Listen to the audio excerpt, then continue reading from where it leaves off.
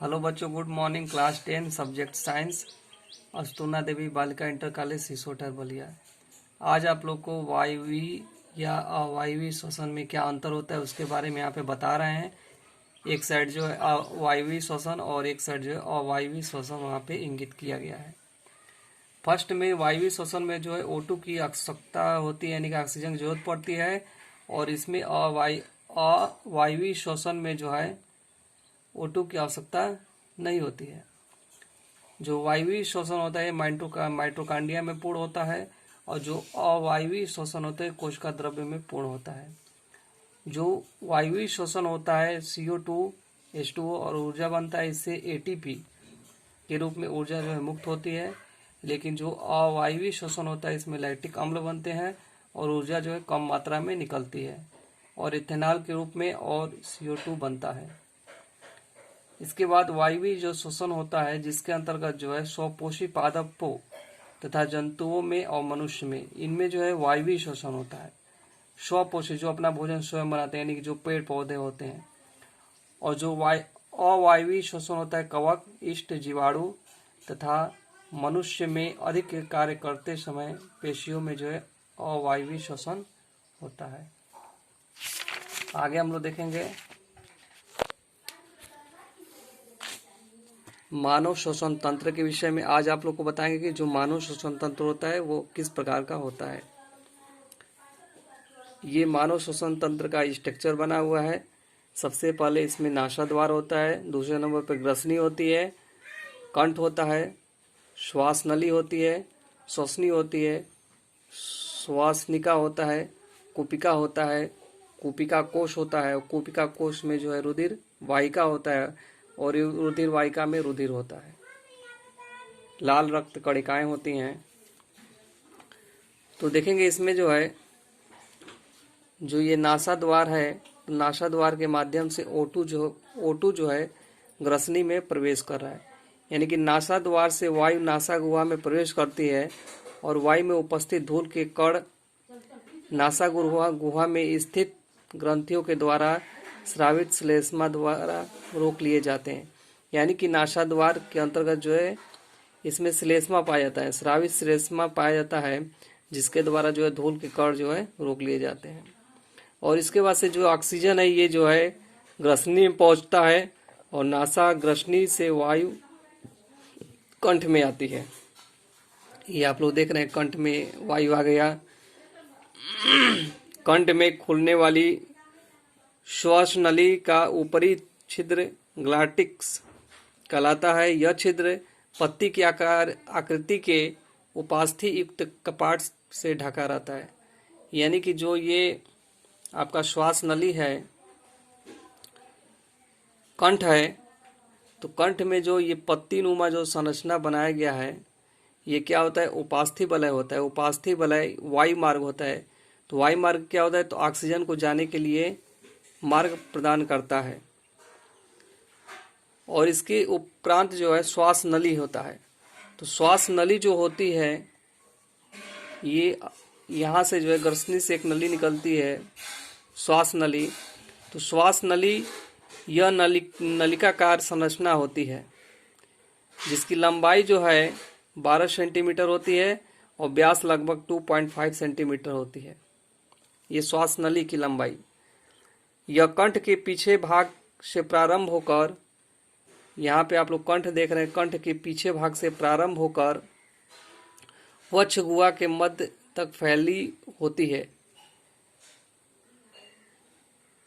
अब देखेंगे यहाँ पर कि जो ये श्वास नली है, ये जो है श्वसनी के रूप में दाएं और बाएं साइड, बाईं ओर जो है प्रधान श्वास नली में विभक्त होकर फुसफुस में प्रवेश कर जाती है, यानी कि जो फेफड़ा होता है उनमें प्रवेश करती है। ये आप लोग देख रहे हैं, ये जो नली निकली है, ये जो है श्वास नली में से 2 श्वसनी निकलती है और दोनों श्वसनियाँ जो हैं हृदय यानी कि फुसफुस में प्रवेश करती हैं। अब यहाँ पे एक चित्र के माध्यम से आप लोग देखिए कि ये जो श्वास नली बनाई गई है, जिसकी लंबाई जो है 12 सेंटीमीटर है और इसके व्यास की लंबाई जो है लगभग जो है 2.5 सेंटीमीटर। इसके अंतर्गत जो है श्वसनी यहाँ से निकलती है दोनों तरफ, दाईं ओर और बाईं ओर, और ये जाके कहाँ मिलती है? फेफड़ा यानी कि फुसफुस में।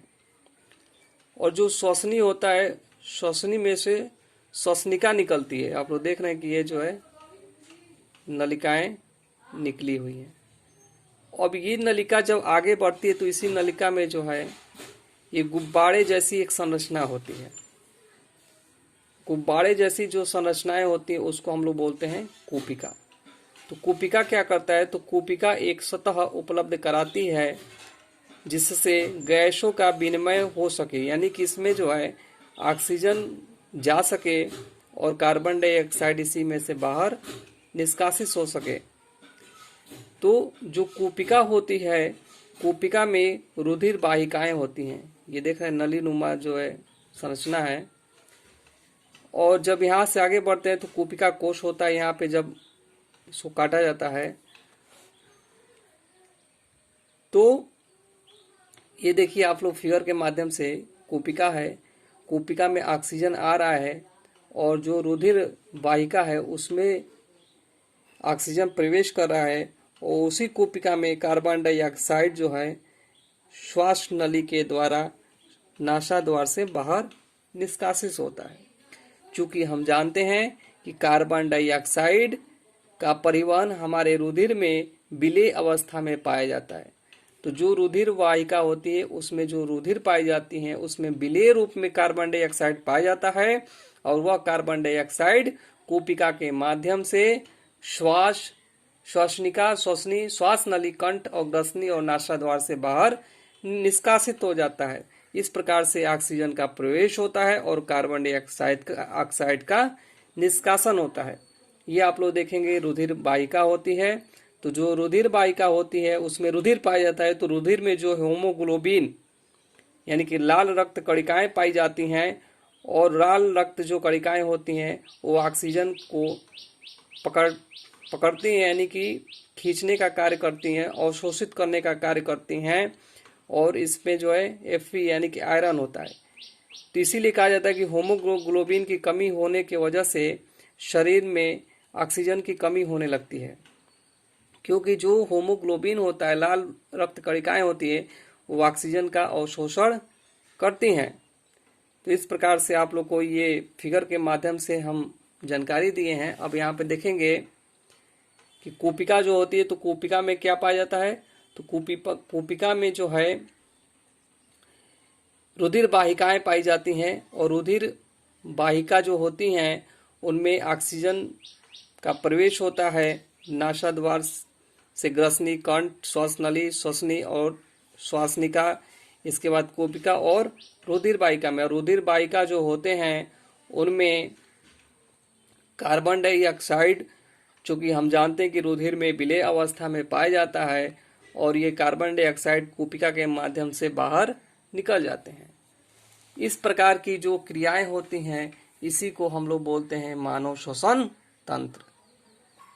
तो आगे के क्लास में इसको हम बताएंगे। इसको आप लोग नोट कर लीजिए बच्चों, जो चीज़ें यहाँ पे हम आप लोग को दिखा रहे हैं और इस तरफ की ये चीज़ें हैं, इसको आप लोग नोट कर सकते हैं। आज के लिए इतना ही, आगे की चीज़ें बताई जाएंगी। तब तक के लिए धन्यवाद।